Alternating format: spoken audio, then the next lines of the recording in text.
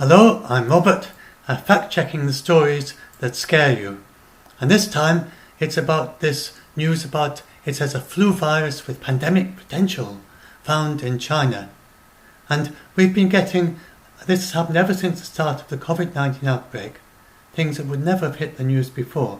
Suddenly get hit the news and they put pandemic potential or something like that, and then lots of people will click on it and they get lots and lots of people read it. And if this happened like 3 or 4 years ago, it just wouldn't run as a story, or it'd be a very minor item that nobody shares.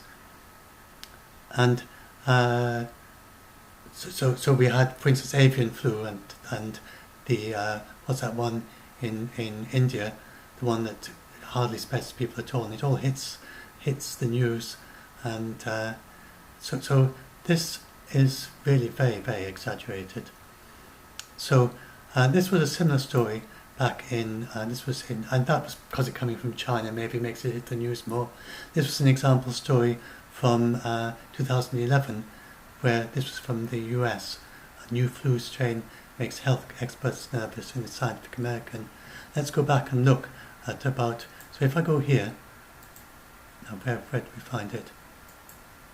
Then these are the example of these pig flu variants, the way you've the cases you get in humans that have been reported in the United States. So this big one in 2012, it went up to over 300. There was 50 or so in 2016 and a few in 2017-18. I don't think there were any last year. There was one case in 2018 in the United States.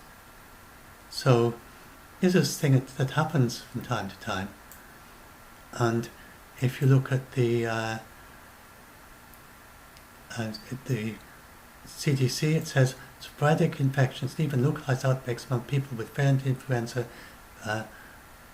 viruses may occur, and all of them may change, and it's possible that variant viruses may change so they infect people easily and spread easily from person to person, so they monitor it closely.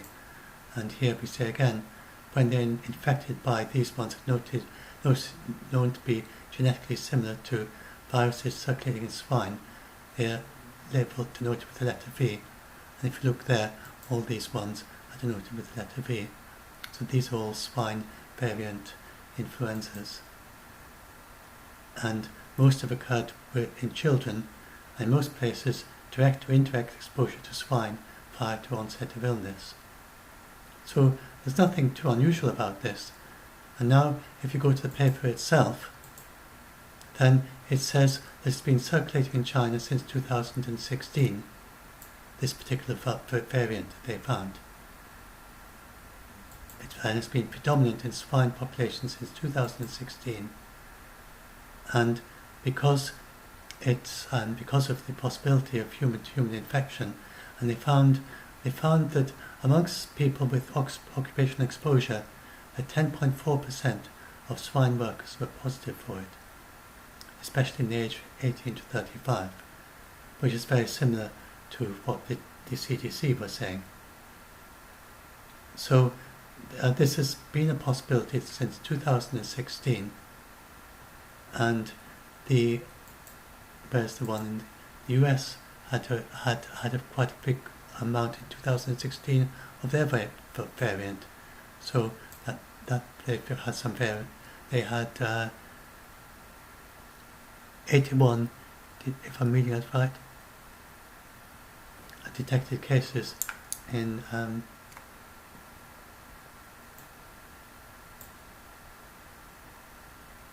let's say 81 or 61.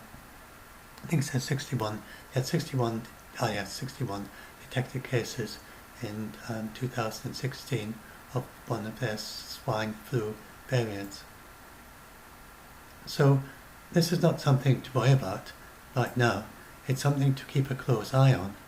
And then this paper recommends that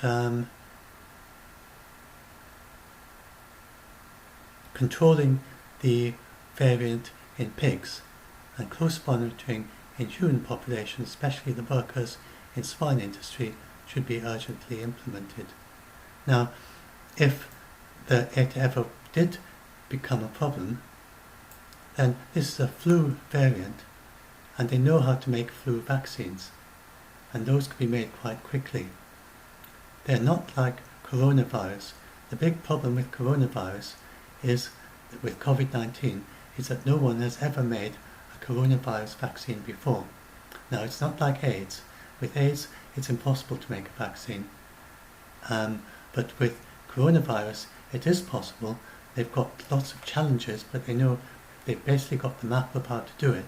And they've got these stages they've got to go through. They've got to check all their viruses for vaccines for each stage and find one that passes all the hurdles.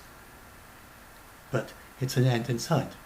And they've got 140 odd virus vaccines now in development. So you can be pretty certain they're going to get a vaccine, but they have never developed a coronavirus vaccine before, so that's why it's such a long process. But when it comes to a flu vaccine, then if it was ever needed, then we would get a flu vaccine pretty quickly. Faster than for coronavirus. It doesn't count as a vaccine being developed from scratch. So all these things about how it takes 5-10 years, it's not the same for a flu vaccine, because we've already got a vaccine. It's just a modification of existing vaccines. So hopefully that's enough, and that you'll be a lot less scared of this now. And I'll write an article to just summarise what I just said. I thought I'd do this the other way around and start with the video and then upload that, and then once the video is uploaded I'll pop it into my article, and that might be possibly a better way of doing it in the future, so that people who read the article also get to see, because otherwise when people first see my article then they don't see the video, and if they want to watch the video then they have to know to go back to the article, and maybe it works better to do it the other way around, maybe do a draft article and do the video, then publish the article when the video is ready. Because I'm taking to do more of these videos, I seem to keep getting more of the hang of how to do it, so it's a little bit easier to do. So I think I might just do videos as the articles go along now. Anyway, so I'll upload this. It's quite a short one because there wasn't much to say, so well under 10 minutes. And I'll just finish this, and just a reminder, shout out, do subscribe if you want to see more of these on the channel. Like this video to share with others, and share it, and do also join our Facebook group Doomsday Debunked if you get scared of these things, to lots of fact checkers there, or if you're good at fact checking like I just did with this one, I gave an idea of what's involved. If you can do this sort of thing, then you're very helpful in the group. And or if you have expertise in any of the areas where that scare people, and you happen to be expert, then very welcome to have you in the group and join our other people who've got various levels of expertise. You don't need to be an absolute top professional, even you've got some level of expertise. That's very useful. Yeah. If you live in a country and you know about that country, for instance, and it gets to the news, and you can give an insider's perspective that the news can often get wrong, and things like that.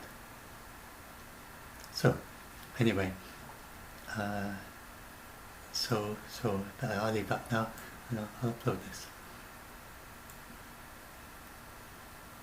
Of course, John, if you're scared.